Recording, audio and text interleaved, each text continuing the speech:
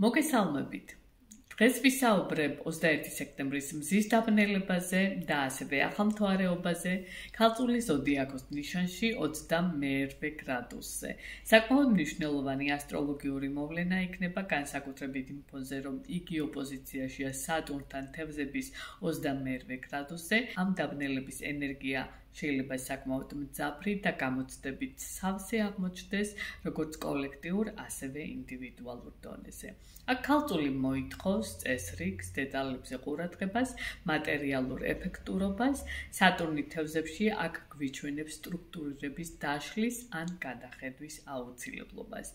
ჯანმრთელობის კუთხითაც აუცილებლად წამოწევს აქ დაძაბულობას, გამოავლენს აქ დაღლილობას, ქრონიკული გადატვირთვა, აქ შეიძლება აჩვენოს საჭიროება მეტი წესრიგი ჩვენს ყოველდღიურობაში. წამოწიოს ასევე ფსიქოსომატური საკითხები, ფიზიკური სიმპტომები, რომელიც ემოციური და სტრესის ფონზე ჩნდება. ასევე ეს პერიოდი ითხოვს რეალისტურ თემებს, დროა დავაზუსტოთ სტრატეგიები, გადავხედოთ მიზნებს, განსაკუთრებით იმას, რომელიც ბურუშია.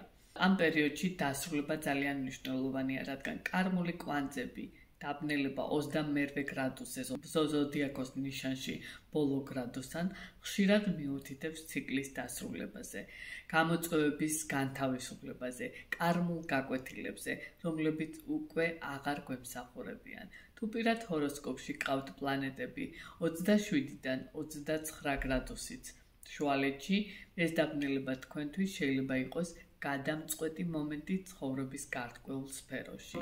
რაც შეეხება ზოდიაქოს ნიშნების ზოგად დახასიათებას, 6 თვის განმავლობაში დაბნელების ეფექტი მნიშვნელოვანი იქნება და ჩაყრის ზუსტად იმ თემებს, რასაც ეხლა ჩავშლი. რაც შეეხება ვერძის ზოდიაქოს ნიშანს, აქ ფოკუსი იქნება სამუშაო ჯანმრთელობა ყოველდღიურ რუტინაზე.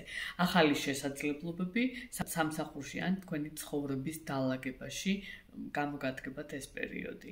გამოიყენე ეს დრო ძველი მავნე ჩვევების შესაცვლელად, გამოიყენე ეს პერიოდი დაიწყე ფიზიკური ვარჯიში, შექმენი გრაფიკი და ივარჯიშე. რაც შეეხება კუროს ზოდიაქოს ნიშანს, აქ ფოკუსი იქნება სიყვარული, ბავშვები, კრეატიულობა.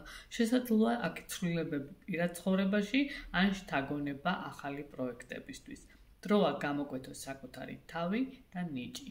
გამოიყენე ასევე საკუთარ თავის მუშაობაზე, დაიწყე ხელოვნება, შეხვდი ახალ საყვარელ ადამიანს, თუ მზადხარ რა თქმა უნდა ამისთვის. ყოფების ზოდიაქოს ნიშანს რაც შეეხება, აქ ფოკუსირება იქნება ოჯახი, სახლი, ემოციური სტაბილურობა, დროა გადაწყვიტო, სად, როგორ გინდა ცხოვრება. შესაძლოა ოჯახური თემები, ძველი პრობლემების დასრულებაც იყოს ამ პერიოდში. გამოიყენე ეს დრო დაალაგე პირადი სივრცე, შემოიტანე წესრიგი სახლში და შენს ემოციურ და ფიზიკურ დონეზე. რაც შეეხება კიჩხების ზოდიაქოს ნიშანს, აქ ფოკუსირება იქნება კომუნიკაცია, განათლება, ძმები, დები, სწავლის ან კომუნიკაციის ახალი ტიპი, დროა გამოხატოთ თავის სიტყვით, წერით, საუბრით და გამოსვლებით. გამოიყენე ეს დრო დაიწყე ახალი კურსები, გააქტიურე სოციალური კომუნიკაციები, გაამყარე კავშირები. რაც შეეხება ლომის ზოდიაქოს ნიშანს, აქ თქვენთან ფოკუსირება იქნება ფინანსები, რესურსები, თვითშეფასება. შეიძლება დაიწყო ახალი შემოსავლის წყარო. დროა გადახედო, რას აძლევ მნიშვნელობას. გამოიყენე ეს პერიოდი შექმენი შენი ბიუჯეტი, დაიგროვე ფული, შეაფასე შენი ღირებულება. სწორად. შეეხება ქალწულის ნიშანს, აქ ფოკუსირება იქნება თვითმყოფადობა, ახალი შენი თავის გამოვლინებაში.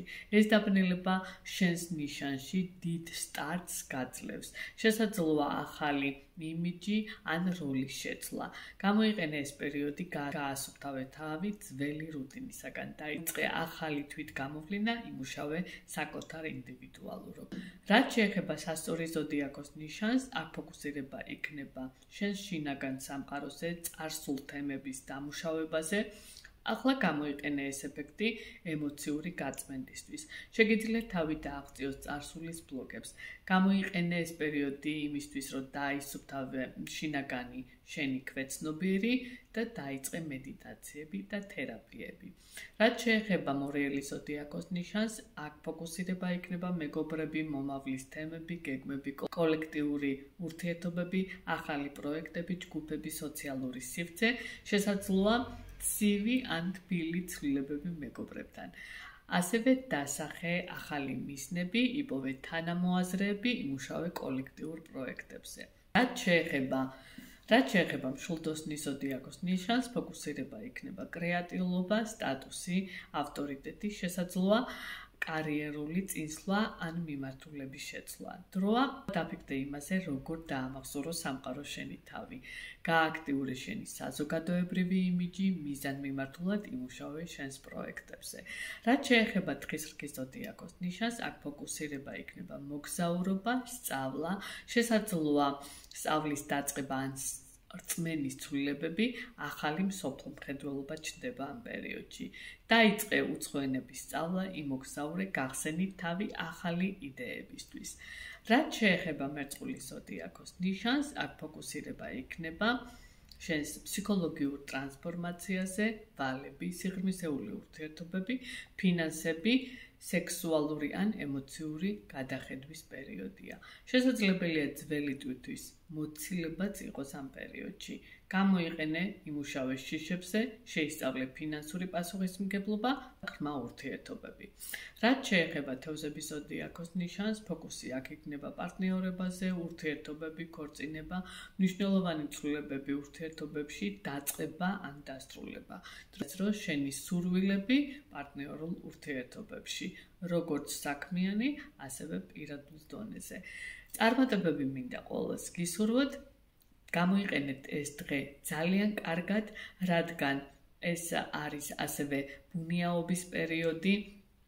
ჩვენ გადავდილვართ ძალიან კარდინალურ ცვლილებებზე, მნიშვნელოვანი ფოკუსირება მოახდინეთ საკუთარ სურვილებზე, აღნიშნე და ეხლაც ვიტყვი, რომ აუცილებლად დაწერეთ თქვენი სურვილები და შეინახეთ.